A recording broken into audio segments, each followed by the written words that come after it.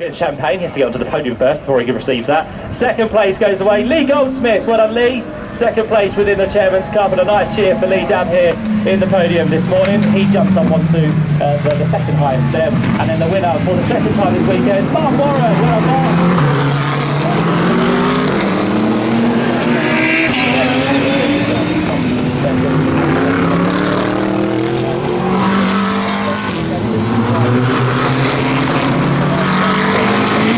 Let's get on the top, if you wouldn't mind, you can gather together for a quick picture. No, they're not interested. Off they go. We now can move on to the Rookie Cup, because we have the podium being the third place, Dan Rathbone. Well done, Dan.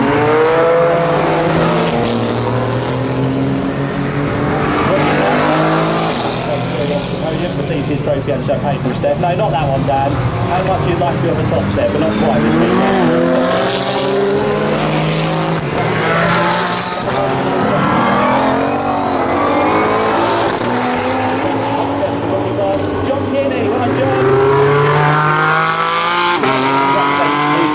Takes his trophy from Steph and now poses for. Now move on with the main GTA category, the top three overall.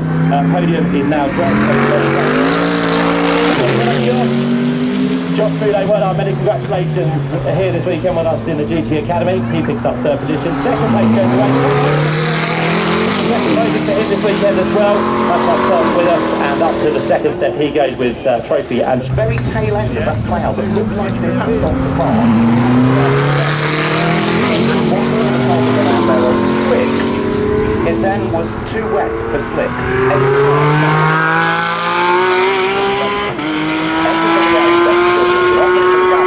One of the cars on slick tyres, which was Mark Smith, went into the gravel trap at Redgate Corner. That meant that the session was red flagged because his car was in the firing line.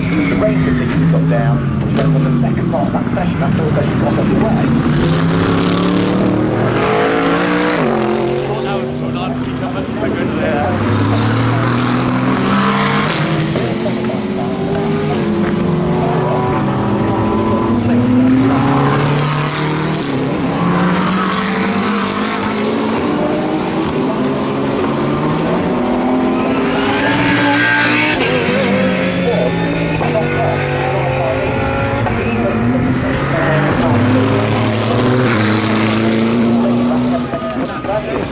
And amazingly, in GT3, all four cars are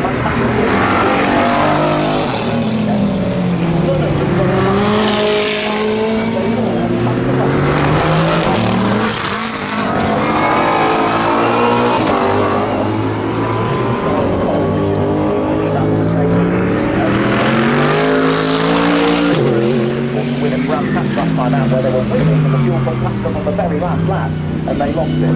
They're making their debut in the track. Michael O'Brien. Their second on the grid is now out. Into the pit lane comes the 2Cs Motorsport James Costigan Lewis Williamson Mercedes. So that's the car that was championship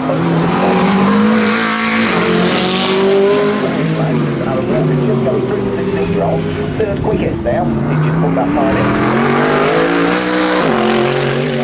9:41.08 for Aaron Walker. A few more cars taking the checkered flag, including the Toyota Gazoo Racing Supra R. Goes through to grab the checkered flag, and here comes Jules Gounod to take the checkered flag at the wheel of what is the champ. The rev's right to get off the line, whether they're on the dry side or the wetter side of the track, and Callum Voisin goes nowhere really when the lights go out. Already Tom Levin is alongside him and looking to try and pick up the lead of the race if at all he can, and he has indeed. So Tom Levin is going to lead, but we've also got, so by the look of these, Joel Granforth trying to go around the outside of everybody to pick up the lead of the race. So he can get wide, he doesn't pick up the wide, he picks up the lead of the race. Joel Granforth doing exactly what he needs to do to keep the championship points alive. He leads the way, and has already put a bit of daylight between himself and the chasing pack. Yeah, came out like through, but again the door isn't quite closed, so they will still remain in the same order as they appear into view. Not quite sure what the car was that lost the front wing, Matt, but will be destined for the lane at the end of this race. I think it may well be Alex Connor, I'm afraid. Yeah, some of them did come to the pit lane, which I think he will do this time round. Number 32 pit lane, and yeah, Alex Connor is the one that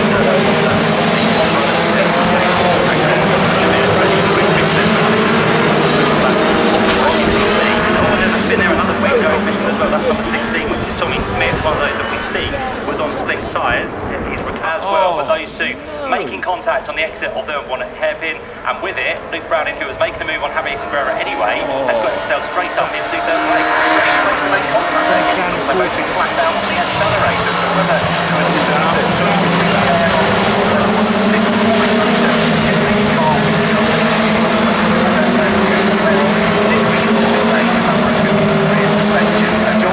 leads the way, top 11 second. Luke Browning now up into third place as a result of all of those shenanigans. The championship leader, and that time through, Matt, set the fastest lap off the rapid. So these tyres, I think these Pirelli tyres are a fantastic tyre. There's just not enough moisture on the track now for them to be able to do the job that they've been designed for. So everybody is struggling. The cars that are on the slick tyres starting to come into their own now. Matthew Rees, remember, had the spin at Redgate Corner, just set the fastest lap of the race. He is on slicks with 29.530. And also across the line there on slick tyres, the number 6 machine, so working his way through the order. Ian Shields, and now from John Ramsdale, he's down into 8th place. Backing off that from the man behind you now, come back to the inside, trying to get the run down through the Hollywood Bolt on the circuit and down now towards the trainer curves. The John Ramsdale here is very much slipping down the order, so I think the championship now is slipping out of his hands as he's going to be under attack from Luke Browning's other teammate now. Just towards the inside goes the number 4 machine, and it's going to be job done for Bryce Aaron. Yeah, so for Bryce Aaron, there's nothing he can do there, Joel Granfors. Bryce Aaron is on slick tyres, and Joel Granfors is on what are struggling wet tyres at this stage. So the championship is just slipping away from him, unfortunately. But we still need to keep an eye on what's going on, and in particular tyre management for those at the front as well. The likes of Tom Levin, the likes of Luke Brown. But that step out of the way, Holly Horton, I think, finding another attacking mode here, down towards the Melbourne hairpin. Buljek is very late on the brakes there. You see the car was he catches the top 3 here. The last time through, there's 1.3 seconds between them. 1.3 seconds now, is it? No, absolutely. Mikey Doble was quicker than them last time through by about 4 seconds.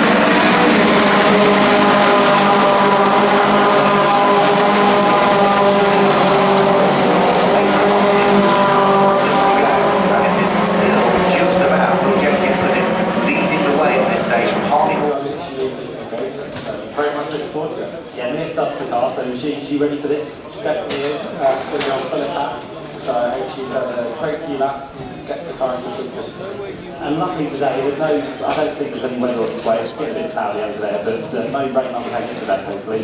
Hopefully not. So far so good. Yesterday kind of caught everyone a little bit off guard, certainly us. So today we're just a little bit more plain sailing. You're used to all of this, so you're not too stressed, I'm sure. Very good. Good stuff. Well, I'll wait for you to join me on the grid. Thank you very much for joining us over here for a quick chat. But yeah, the countdown is on march for the pit lane to open. Just a few minutes now before they are released on the circuit. Apparently, go. Green flag as well.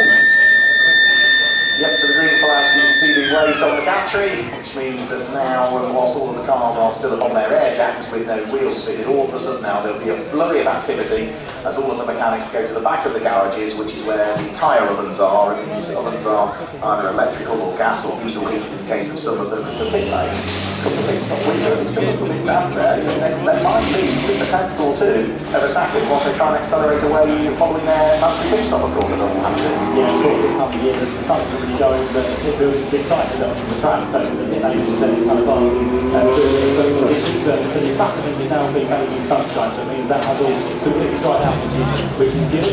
Standing here is standing by. Let's see if we can grab a bit of chat with him this time. So a quick word with Lucas, who's doing a job for Sky Sports and taking to this weekend. It's a good Sam, sorry, two for up here. Right, here we go. On pole position, we spoke to you yesterday during free practice, so all went well there. Then we got a little bit complimentary qualifying with the wet conditions. Here you are on pole position, and it's Yeah, like the fuel is flat. We asked for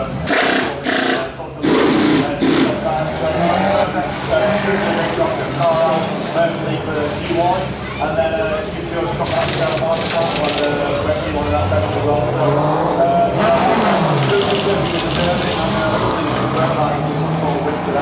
it sounds pretty easy at the outstart of the race, they go off and you keep yourself ahead and just bring the car to you and then the lead, it should be pretty easy, but it's never plain simple, especially here with the Donington decider. No, it's simple as that. You carry on the lead, and they go over, we win. That's hopefully how easy it should go. But yeah, you're right. Take the car, and also, Right to the speed, you're not in the championship fight, but then you have nothing to lose this week. You don't have to have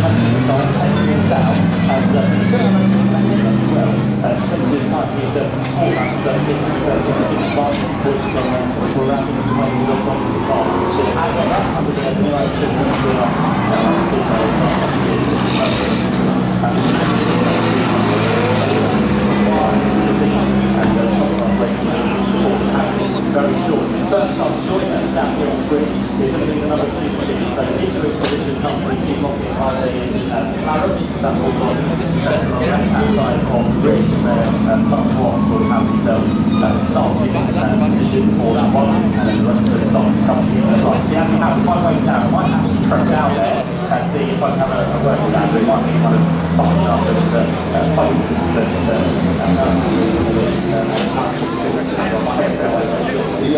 It's good to see him back in the championship. We've seen Friday happening to Andrew Howard over the course of this season, and it's the first time he's come out of their goal. We'll see if we can have a quick word with Andrew. Yeah, no, right. Do you want to open the door, Andrew? I'll let you do it. I don't like touching doors because you never know what's going to happen. Andrew, great to have you back this weekend. You're down here, it's much as kind of you, but you're a pro, you're a champion, and you've got some work to do. It's that qualifying that's going off, isn't it? Yeah, I think the qualifying is super rain coming in, and I think as far as the long term is going to manage it, we'll more on that. I think I'll possibly And now you've played with Nick Proctor this weekend. You had a quick chat with us earlier in the weekend. He's got some good race about this car. Also, he thinks he makes having more, doesn't he? I can't get him about 10, but it's really, it's really fun. I'm not 500 a lot. Just before doing this, for an extra 15 seconds in the pits, that's almost 55 seconds plus any extras you might get. And the 65 car is third round, that picks up an extra 10 seconds, and it'll finish third at Brown's Hatch. So it's 140 seconds for GT4 cars, plus those success seconds, plus it defines a silver car, 82 still driving together.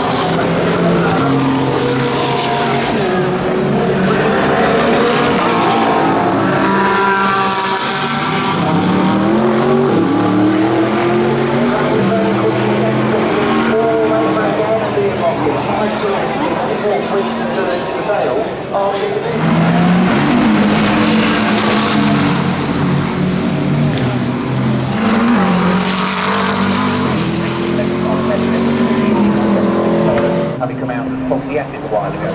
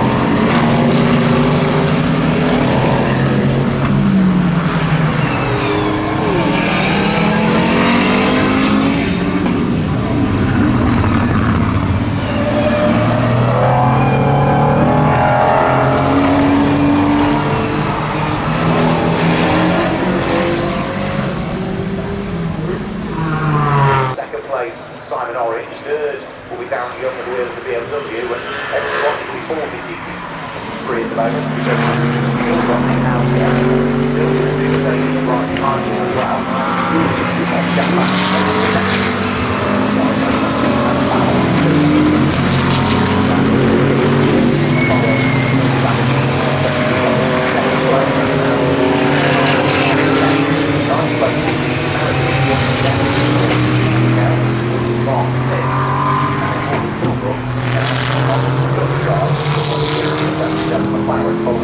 And then it's stopped at penalty.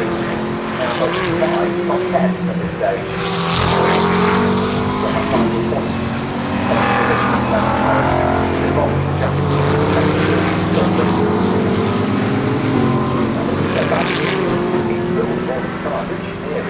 Driving like a metronome at the moment. His pace is on 30.9 last time through. Slowly devastate that his way through a pass. Now pass all of that traffic so he can concentrate his efforts on getting the quick lap car a little bit wider.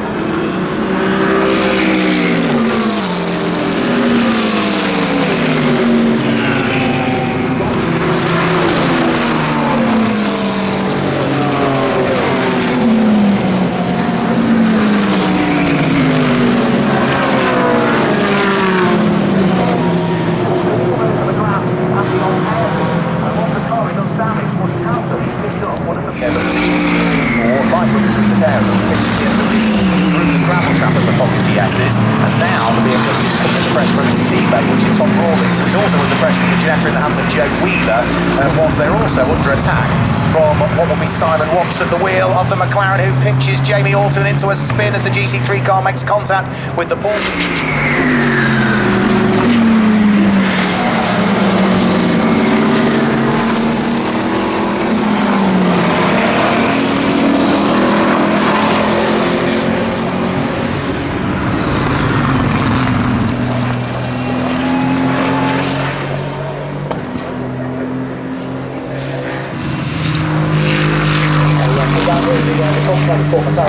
Doing the generic wiggle of the wheel to see if they can find anything right where it's damaged on the car.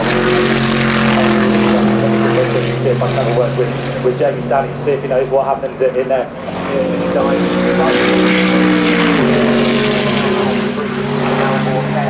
Down the other bottom end of the curves, backs out to the wheel.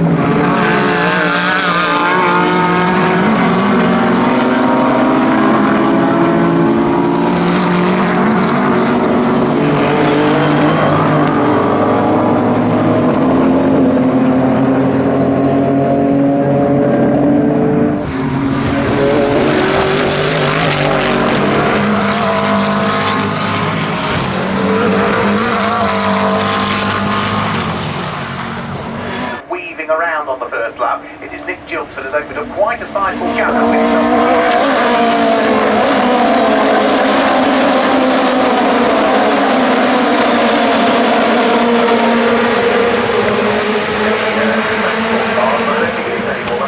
Towards the braking area for the Melbourne.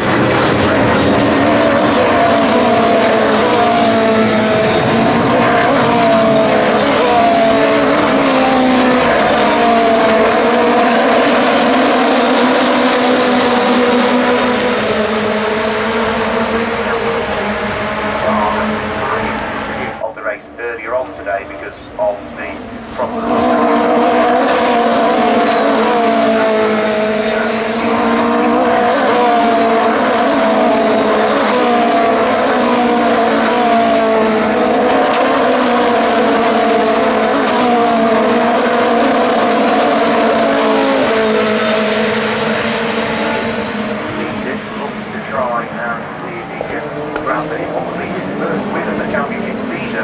And 12 different drivers win so far this year. The record we've ever had in GB3 or its predecessors was 13 different drivers win, and that was back in the 2019 championship season where Clement Overlack claimed the title. So you find yourself back under pressure and having to defend all of a sudden.